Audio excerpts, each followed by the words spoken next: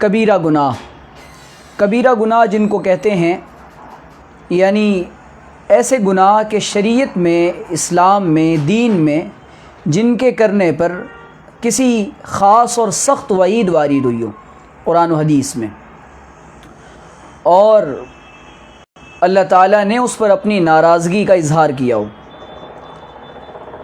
آج ہم لوگ ایسا کرتے ہیں کہ بہت ساری وہ چیزیں ہیں کہ جن کو ہم گناہ ہی نہیں سمجھتے، لیکن اللہ کی نظر میں وہ بہت بڑے گناہ ہوتے ہیں۔ تو اس لیے ہمیں اپنے آپ کو سب سے پہلے تو کبیرہ گناہوں سے بچانا ہے۔ قرآن کریم میں اللہ تعالیٰ نے فرمایا ان تجتنبوا کبائر ما تنہون، جن چیزوں سے، بڑی بڑی چیزوں سے اللہ تعالیٰ نے آپ کو روکا، اگر آپ ان سے رک جائیں تو اللہ تعالیٰ چھوٹی چھوٹی لغزشوں کو ایسے ہی معاف کر دے گا۔ تو کبیرہ گناہوں سے بچنے کا ایک فائدہ یہ ہوگا کہ اللہ تعالیٰ چھوٹے چھوٹے گناہوں کو معاف فرما دیں گے۔ دوسری بات یہ کہ کبیرہ گناہ کی تعریف میں نے آپ کے سامنے اس کی ڈیفینیشن بیان کر دی، ایسے گناہ کہ جن پر شریعت میں، اسلام میں، قرآن و حدیث میں خاص اور سخت وعید آئی ہو۔ اور دوسری بات یہ کہ ان کی تعداد کتنی ہے، تو کتابوں میں مختلف تعداد کبیرہ گناہوں کی بیان کی گئی ہے۔ ایک تعداد تو بعض روایات میں، حدیث میں آتا ہے کہ 7 کبیرہ گناہ ہیں، بعض میں آتا ہے کہ 10 ہے، بعض میں آتا ہے کہ 40 ہیں، اور بعض روایات میں آتا ہے کہ 700 ہیں، تو بعض میں 70 ہیں، 7، 17، 40، 70، 700۔ حضرت عبداللہ ابن عباس رضی اللہ تعالیٰ عنہما کی ایک روایت ہے، اس میں یہ ہے کہ 70 کے قریب انہوں نے کبیرہ گناہ گنوائے ہیں۔ امام ذہبی رحمۃ اللہ علیہ مشہور عالم دین گزرے ہیں، انہوں نے 70 کبیرہ گناہوں پر مشتمل عربی میں ایک کتاب بھی لکھی ہے، جس کے کئی اردو ترجمے شائع ہو چکے ہیں۔ بہرحال اس تعلق سے کبیرہ گناہ کے بارے میں یہ جو ہماری نظر میں بہت سارے ایسے کام ہوتے ہیں جن کو ہم گناہ ہی نہیں سمجھتے، سب سے بڑا گناہ جس پر بہت زیادہ اللہ کی طرف سے وعید آئی ہے وہ اللہ کے ساتھ کسی کو شریک کرنا ہے، اور اللہ کے ساتھ کسی کو شریک ٹھہرانا ہے۔ تو وہ یعنی اللہ کی کائنات میں انسان یہ خیال کرے کہ میں کسی اور، کوئی اور ہے جو اس نظام کو چلا رہا ہے، اور اللہ کے علاوہ کسی اور سے مانگنا، یہ بہت بڑا گناہ ہے، یہ کبیرہ گناہ ہے۔ دوسرے یہ کہ اللہ تعالیٰ نے جن چیزوں سے روکا انسان ان سے نہ رکے، اور جادو کرنا یہ کبیرہ گناہ ہے۔ آج ہمارے معاشرے میں جادو کو، سحر کو، میجک کو، بلیک میجک کو کرنے کو، سیکھنے کو گناہ نہیں سمجھتے، یہ بہت بڑا کبیرہ گناہ ہے۔ تیسرے ناحق کسی کا قتل کر دینا، یہ بھی کبیرہ گناہ ہے، اور حدیث میں آتا ہے، قرآن میں اللہ تعالیٰ نے کہا کہ جس نے کسی کا ناحق قتل کیا اس نے پوری انسانیت کو گویا کہ قتل کر دیا۔ چوتھی بات جھوٹی قسم کھا لینا، یہ کبیرہ گناہ ہے۔ تو ایسے کئی سارے کام ہیں کبیرہ گناہوں کے تعلق سے۔ اور ایک یہ کہ قذف المحصنات، پاک دامن عورتوں پر تہمت لگا دینا، اور پھر شریعت نے ان کی حد بھی بیان کی ہے۔ اگر آپ نے ایسا کام کیا تو شریعت یہ کہتی ہے، قرآن یہ کہتا ہے کہ ان عورتوں پر اگر آپ نے تہمت لگائی تو تہمت لگانے کے بعد اگر آپ اپنی بات میں سچے ہیں تو گواہ لے کر آئیں، اور اگر سچے نہیں ہیں تو آپ کو کوڑے مارے جائیں گے۔ یہ بات اچھی طرح یاد رکھنا چاہیے۔ اور آج ہماری سوسائٹی میں عورتوں پر، پاک دامن عورتوں پر تہمت لگانے کا رواج اور مزاج بہت زیادہ عام ہو رہا ہے۔ کسی بھی کوئی عورت ہے، تھوڑی سی بولڈ ہے، تھوڑی سی ایکٹیو ہے اور معاشرے میں رہتی ہے، تو کسی کے بھی تعلق سے بدگمانی پیدا کرنا اور کسی کے بھی تعلق سے بدگمان ہو کر اس کے بارے میں لوگوں کو بدگمان کرنا اور تہمت لگا دینا کہ فلاں عورت ایسی ہے، یہ کبیرہ گناہ ہے۔ کبیرہ گناہ کا معاف کیسے ہوگا؟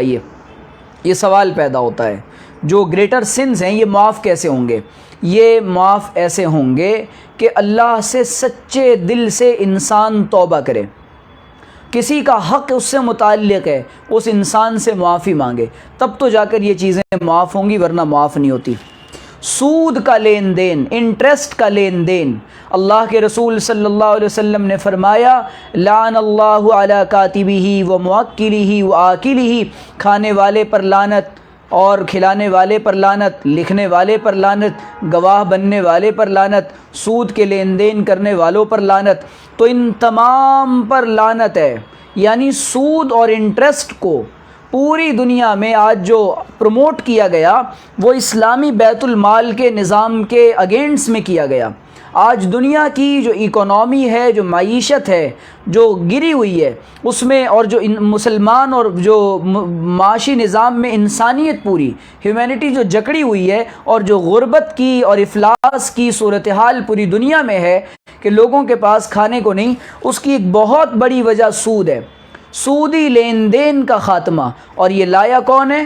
یہ سودی لین دین یہ یہودیوں کی طرف سے، غیروں کی طرف سے یہ چیز آئی ہے۔ اب مسلمان بھی اس کی طرف پھنستے چلے جا رہے ہیں۔ سود کا نقصان کیا ہوگا؟ سود کا نقصان یہ ہوگا کہ اس میں غریب مزید غریب ہوتا چلا جائے گا، مالدار مالدار ہوتا چلا جائے گا۔ سود کہتے کس کو ہیں؟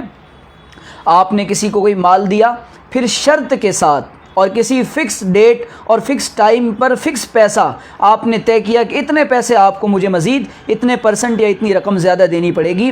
اللہ نے قرآن میں اللہ اور اس کے رسول کا فَأْذَنُوا بِحَرْبٍ مِّنَ اللَّهِ وَرَسُولِهِ، اللہ اور اس کے رسول کا اعلان جنگ ہے سود لینے دینے والوں کے لیے۔